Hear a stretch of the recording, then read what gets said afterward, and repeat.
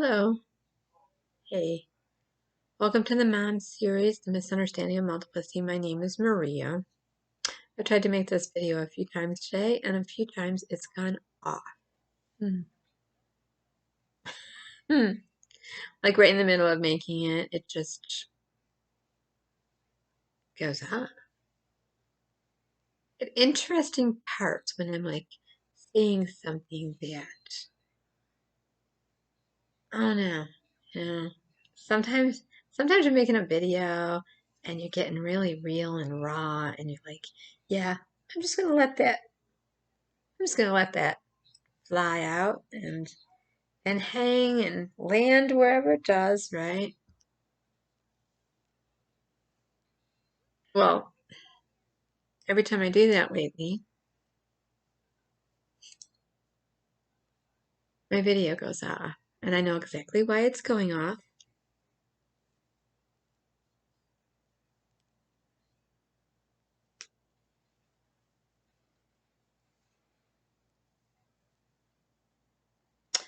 Okay, and this is just the story of my life, evidently.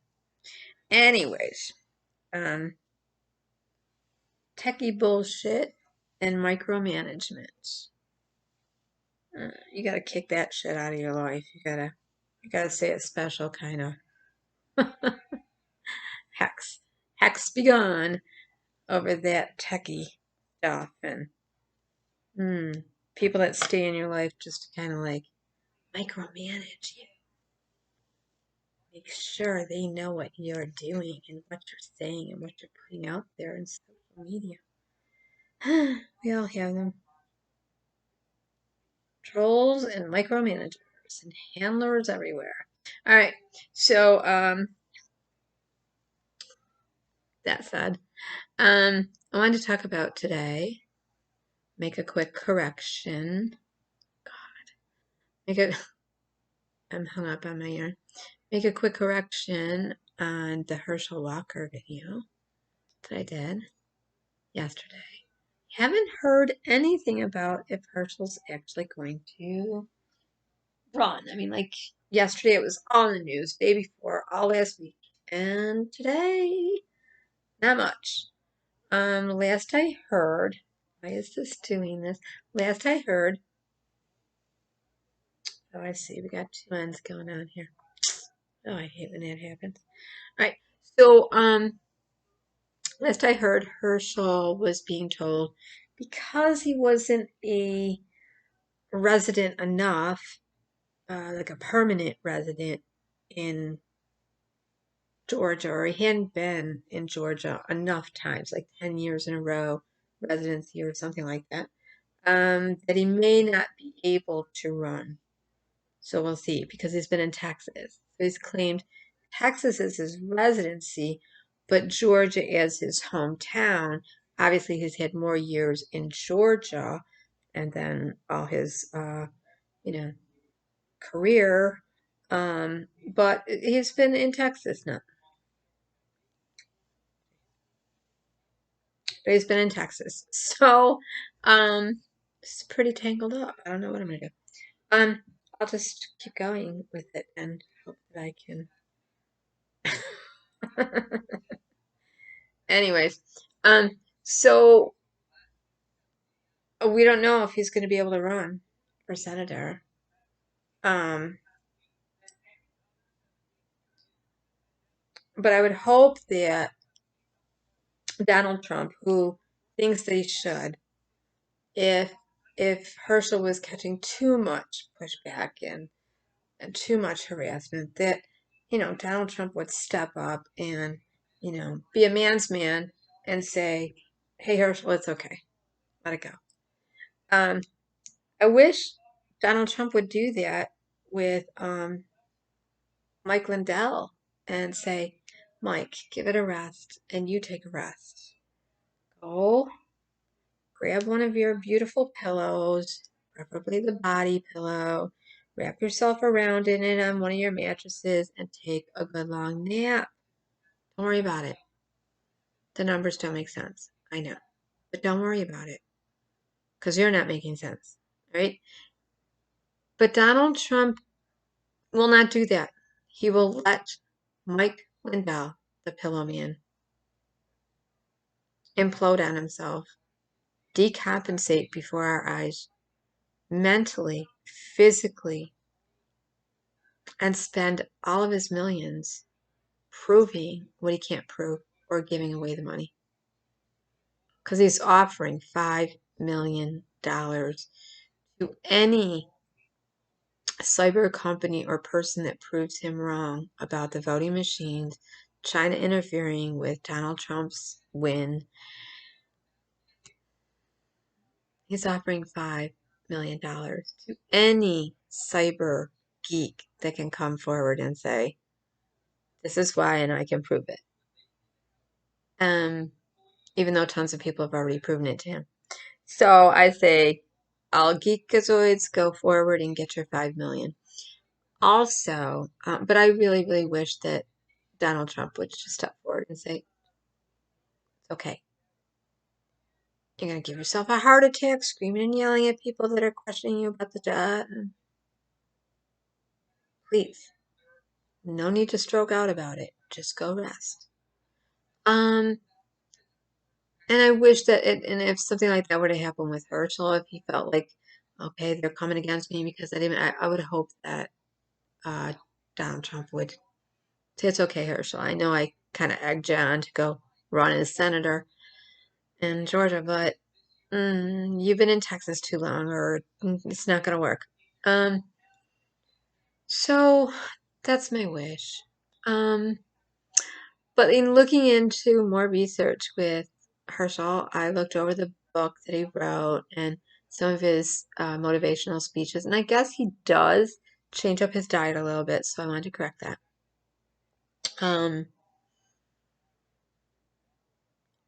As of 2018, he was giving interviews saying he was what they call a one mealer.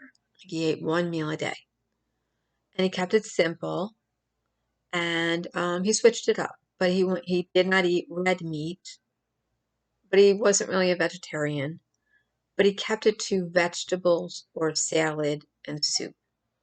So usually he had a salad and soup and some bread, or he had some vegetables and some bread, or he had some soup and some bread, or he had a Dairy Queen custard and cone with some bread, or a Dairy Queen custard with some salad.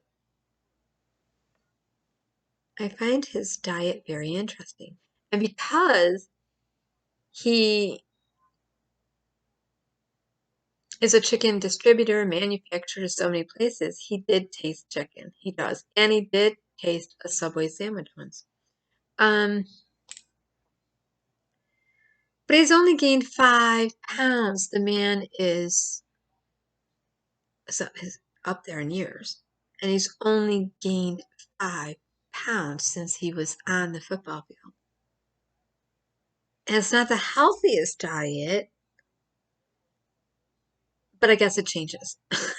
What I really liked is that he, in one interview out there on YouTube, I put on my Facebook, he explained that he believes multiplicity for him is like the Father, Son, and the Holy Spirit. That kind of plurality where we're all, and this, I did a video about this years ago called the Astrid Modality, which I believed that collectively we come to I totally have come to know what's agreed upon with me is, or I've got congruence with, is if God created all men and women in his image, and there's God the Father and God the Son who walked on the earth and then was the flesh, became the flesh, was the word, was the spoken word, and then the Holy Spirit, and they had these different offices. The Spirit was hovering, the Spirit was the teacher, the Spirit was the signs and the wonders, the Spirit was the breath and the life, the Father was the creator with Jesus, the word of God, flesh, let us make man in our image. Okay, so there were times they talked in the we, us, plural, and did things together, and there were times they did things separately. Like Jesus was on the cross and said, "Why have you forsaken me? My God, why have you?" So, excuse me. Um, and then he spoke of, "I have to leave now, and I'll send to you, and I command my spirit to you." So they went back and forth. They had different offices, one purpose, different ways of getting to that purpose. So um, I'm glad that Herschel explained it that way, because I was really starting to hear it more like we all have these inner demons, and then we have these angels, and we have these blessings, these angels, and these whatever. All I could think of was Flip Wilson with the angel on the shoulder and the devil on the shoulder, knip it back and forth, and then Flip Wilson going, "The devil made me do it, the devil made me do it." All right. So 1, 2, 3, 4, 5. So I don't know if he's gonna run. Okay, I want to talk about Governor Cuomo.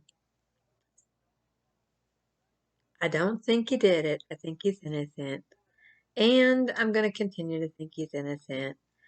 And I'm not going to give you any reason other than I know that he's innocent. I know that I know that I know that I know. Yeah, that's how I'm keeping that today. No. Okay, I will say I watched his lawyer, Rita Glavin, um, his lawyers and his lawyer give their press conference response to the first criminal allegation being made by um, former executive staff member number 1, Boylan, who claimed she was called to the governor's mansion to fix a phone. When she got there, she was alone. The governor called her into his office. Right? Governor said, "Come in here, fix the phone." No, I don't know. The governor called her into the office and immediately began groping her breast, uh, feeling her up, pressing against her, um, a bit. And she said, "Wait, we're not alone." But she also said to the independent investigators, which weren't so independent, Mr. Kim, a attorney that had already tried to find dirt on the governor and everyone that worked there years ago, so not so independent. Um, the accuser is saying that she was summoned to the governor's office where she went to fix a phone. When she got there, the governor said, "Come into the office," and they were alone. Um, but she said, "Wait, we're not alone," which made me wonder, wait a minute, does chick have some kind of relationship with the governor? Because why would she go into the office and he would immediately start groping her breast and feeling her up, and she would say, "We're not alone," and run out, and then he would slam the door, or she would slam the door, or whatever. Okay. Right, they weren't alone. Whole staff was there, and she was on the phone in one level of the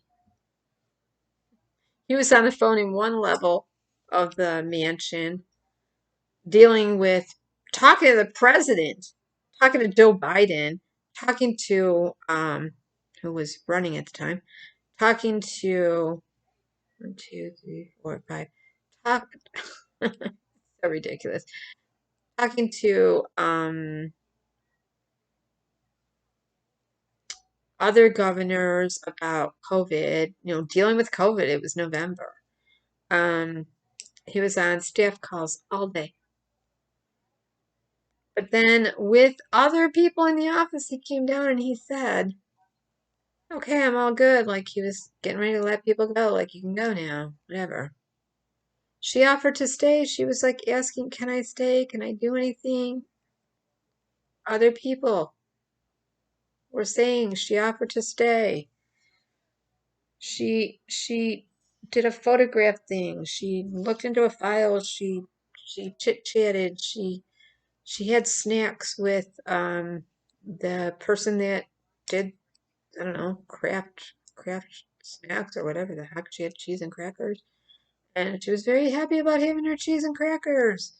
And she talked to people and she was having a good time there. She had a good time at the governor's mansion. She was happy to be there and of service. And she was not alone with the governor. Now, in the actual report, it says she can't remember what day exactly she was there. But by what she was summoned there to do, Governor Cuomo's lawyers have found that it was November 16th. So they know what day she was there. They know what he was doing. They know what she was doing.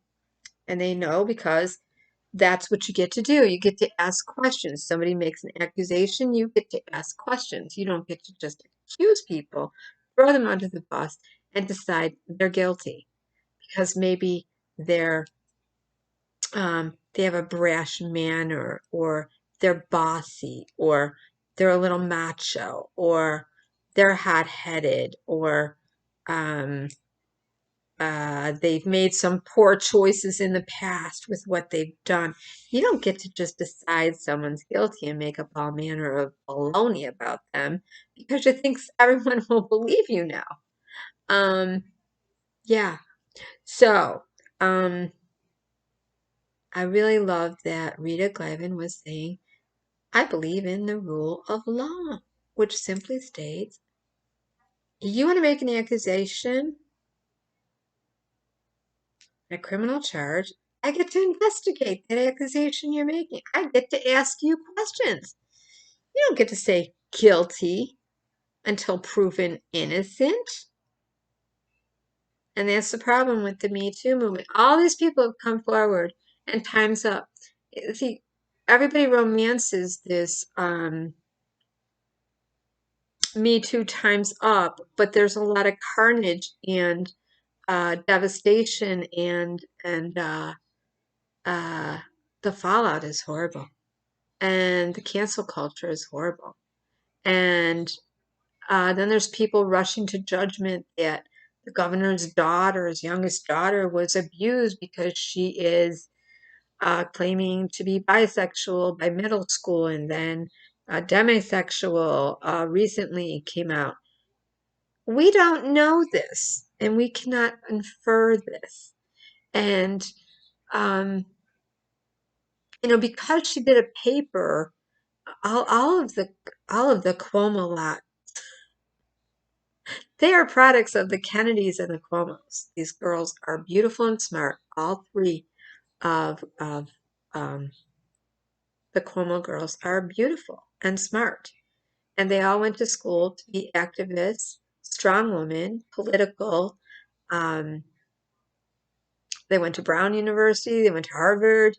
And during the Time's Up period, and Me Too, Michaela did a paper on politicians, and I'm sure she was gearing it towards Trump and all that craziness, but politicians who gaslight and abuse women, who have gaslighted the whole world, and they're abusing women.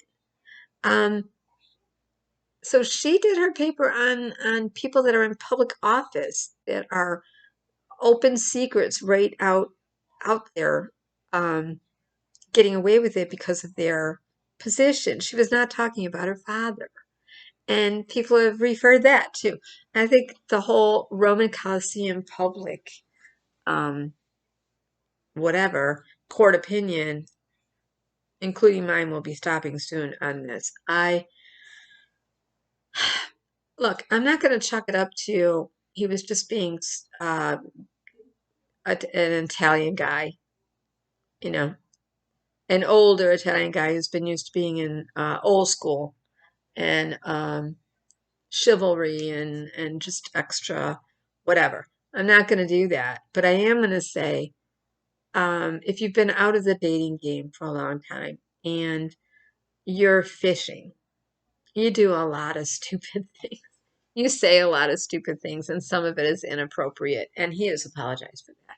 So when it comes to Charlotte, there's two things going on. One, she is an abuse survivor, so she is hypersensitive to what he was interested in, which was, I think, a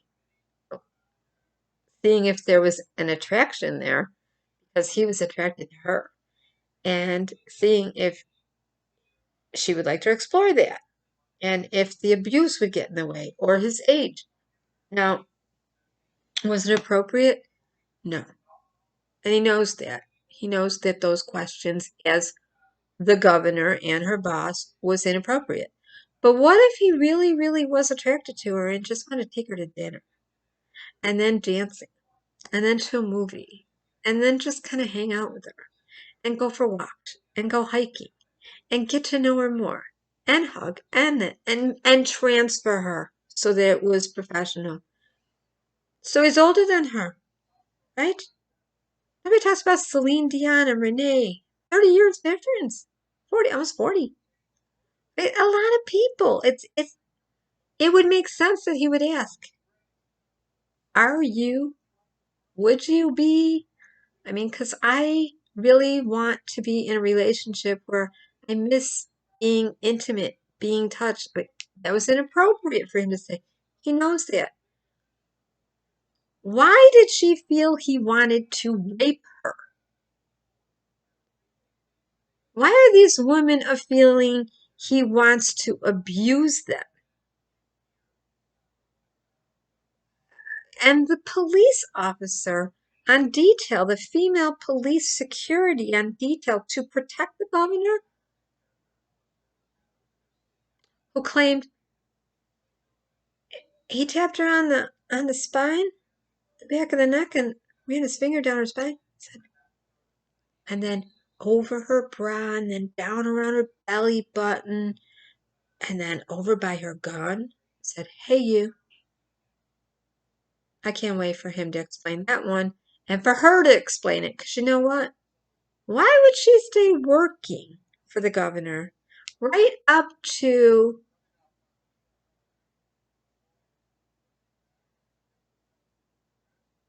the day or the day after the report came out of what she alleged and then leave?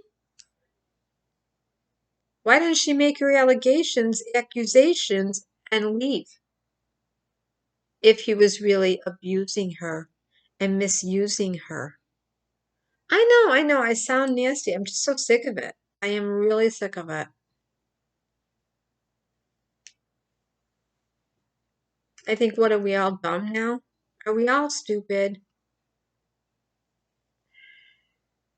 I just, yeah, I wonder if we've all just become stupid suddenly. See, I remember in the 80s and 90s, there was this mass hysteria that went on where parents and children and psychologists and child protective workers believed all manner of crazy about schools and daycares. And it was a over awareness, over news, over everything, sensationalism. And it was witch hunts, and many people were falsely accused. Many parents lost their children. Many um, teachers lost their jobs. Many daycares closed down. Um, when you accuse somebody, you better be damn sure that really happened. You better have something to back it up. Now we can look and see that Brett Kavanaugh's roommate has come forward and said he believes Miss Christine Ford because, yeah, and he believes all the women that came forward because, yeah, Brett Kavanaugh was that way. He was his roommate in college, and Brett Kavanaugh drank a lot. a ridiculous amount. And he was vulgar with women. And he said his bed was like not even 10 feet away from him in the room. And he knows. And so, time, what I say always is time outs the truth again. And God is the author of time. And God has a perfect time when no one could deny the truth that's coming out. Nobody could say, oh, that's not it. I'm still not sure. No. No, see, when you wait for time to out, when you wait for time to out the truth, God is the author of time. And God's time is, if we try to rush ahead and say, no, that didn't happen, I know that didn't happen, we might not be able to make a good case. God, as the advocate, lawyer, counselor, knowing all, comes in perfect time and says, this is what happened. And everybody sees how it really went down. You cannot argue. You cannot argue it. It's undeniable. So, yeah, I don't believe this happy mess. It's so politically targeted, motivated. It's exactly what Rita Glavin said. When you want to target a person, you put together a independent investigative team that already has an axe to grind with the person they're going to investigate and refuses to share any of the information, doesn't even say, hey, we're coming out with a report and this is what we found. There's no way to rebut it. You just be an idiot like that and do that, right? 1, 2, 3, 4, 5. So, and then the very day that the accuser was supposed to be in the mansion, uh, being abused, she's downstairs eating cheese and crackers with the staff and having a good time and offering to stay longer and telling everybody about it. She's not with the governor. She's not alone with the governor. She's with everyone else. But you know what? This is what stood out to me is in the report, because I read the whole report and it was a lot to read. It's in the footnote. She said, "We're not alone." Ugh, wait, we're not alone. Who says, wait, we're not alone? Somebody that's already in a relationship with somebody that's already got in a romantic something. And who goes into an office and somebody automatically starts groping their breasts, feeling them up, and doing all this and that, and pressing against them, right? All these maneuvers. And, oh, wait, we're not alone. And then run out. She didn't run out. She was there a long time. She didn't go be with him. Uh, And it just kind of reminds me of, and I know that Harvey Weinstein has a casting couch. I know that a lot of women had to show the goods before they got the job because that's the business. That's the industry. You can't have it 5 ways. You can't say, I want that movie role. I'm going to have to take my shirt off. I'm not going to show you what my breasts look like. Oh, I don't know. You need to see my thighs too, my stomach too. I don't know. And I'm not going to get close, man. I'm not going to play the game. All right. But then become a millionaire and then come back and complain after you've had the good life, your family's had the good life. You can't have it both ways. Um, and the very first person that accused Harvey Weinstein is a big producer now, and she would have not become a big producer had she not been with Harvey Weinstein. And the day she claimed that he raped her, he violated her and viciously raped her. She texted him the next morning and said, "I had a wonderful time with you, Harvey. I hope we can do this again. I love you. I'm looking forward to being with you again." Then she texted him again. When can we get together? Is there anything you need? I was thinking, text him again. I was thinking about you today. His mother died. I'm so sorry your mother died. Who does it? Who is raped? Viciously? and violated by a man and picks up the phone and starts texting, a wonderful time. Was it okay for you? It was good for me, blah, blah, blah. Yeah. Okay, now I'm not saying Harvey Weinstein isn't the open secret of cesspool that he is. What I'm saying is there are some people that are making accusations that are absolutely absurd in all these Me Too movements. And each of them uh, they have to be investigated on their own right. You can't just all clump in. And and certainly people should not be considered guilty until proven innocent and banished. Banished. Cancel culture. Banished. Step down. Resign. Go away. We suck when we do that. I won't be a part of that. I won't. I believe Andrew Cuomo, like many Mediterranean men and women, run hot and cold. And they get pissed off and they yell and scream and they get hot headed and they talk abrasive and they're all bossy and nasty. And then when they calm down, they're all kiss and make up. And I don't mean kiss literally, but sometimes hug. Like, because they realize, I got a little too much. I'm sorry, try to make it better. And I do believe he is a very touchy-feely guy. I believe he really communicates with his hands and likes to touch people and feel people. And just like Joe Biden, he has to learn. Maybe in this culture, you can't do that. But he is no sex monster. He is no abusive. For God's sakes, he asked about. He had an interest in Charlotte. If he made a sexual advance, it was a question. It was conversation. It was conversation. He didn't say, I want to rape you. I want to I want to bed you. I want to have sex with you. He said, I might want to be in an intimate relationship. He knows it's wrong. But how would she have ever known?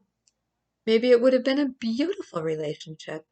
Maybe they would have gone to the movies a few nights, gone out to dinner, gone on a hike, gone to the amusement park together, just sat at home watching popcorn, maybe sat around the Christmas tree together, and snuggled up together, fell asleep together. What is so wrong? He was asking her, would you be interested? He was not saying, I want to rape you. I want to abuse you. The other thing is Letitia James' body language. I'm going to say it again. I have watched her make many, many, many announcements, especially where I live in Rochester, New York. I have watched her make many announcements. When she is not so sure of what she's going to say, she swallows her entire lip. She bites, she swallows it, and her eyes float up. Now, some people, their eyes float up when they're reaching for a thought. I have a family member that all her life she has talked, her eyes have gone up when she's talking to you. That could be a normal baseline. But I already know Attorney General Letitia James' baseline. And she normally looks directly at people or even bends her head down and leans her ear in. She was doing this. She was going to get above it all. She was going to talk above.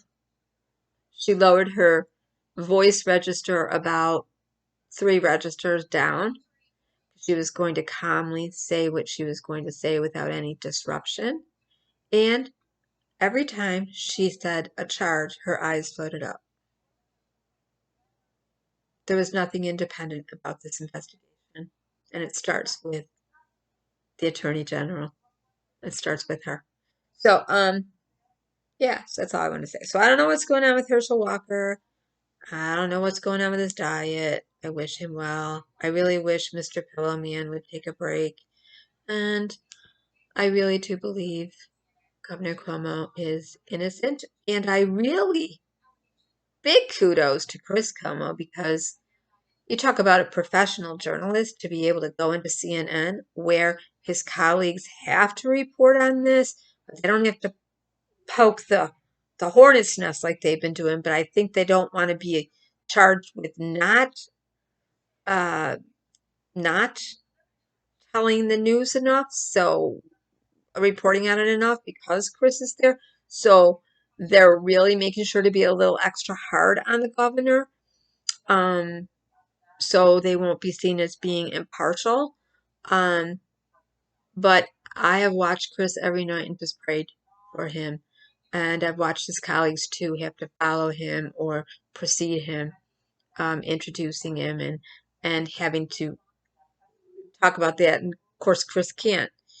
He's got to he can't talk about his brother, that news. So he's got to do other news stories, and he is just kind of mustered right on through with the other stories. And there's been times I felt like he's so broken, but he is staying so strong, um, and just staying objective and being a incredible newsman and brother too. So it's been a newsy week, and I really wish people would just get vaccinated. I know everybody has a right to do what they want with their body. It's just so freaking annoying to have gone through the two vaccinations myself and be out with another person vaccinated, and we're both having to wear masks in a store to not get the unvaccinated sick or pick up something and get a breakthrough for myself. I'm lowered immune system, so I could get a breakthrough. Um, And I don't understand what people don't understand about aerosolinated. It's totally different than droplets. A microbe is in a droplet in your nose, in your pharynx, in your nose. Pharyngeal in your pharynx, in your nose. A spray is if I can smell my neighbors smoking cigarettes, pot, burning their incense, what they're cooking. If I can smell that, I can get their germs. We are in shared air. It's it's vapor it's aerosolated, and it can last longer, go farther, stay in the air longer, and be a contagion to more people, up to 10 people. But what don't we understand about this? When the hospitals become full to capacity, we are in another catastrophe health-wise. So if the answer is vaccinate, and I think we're past that now, because there isn't time for people to have the 2 weeks in between. Yeah, um, we're right back where we started. And I worry about people in Florida. I know I have loved ones in Florida. One that never should have been in Florida, and the other one too. And they're in the worst place they could be. Just annoying. Whole thing is annoying. So I'm having a bad day. I'm kind of just pissed off with the whole world and situation, and come out here to rant. I'm gonna go back to knitting, crocheting, knitting, and I've got knitting and crocheting. Take care, everybody. Thanks for listening. I'm just so sick of the pandemic. All of it. Have a nice day. Bye.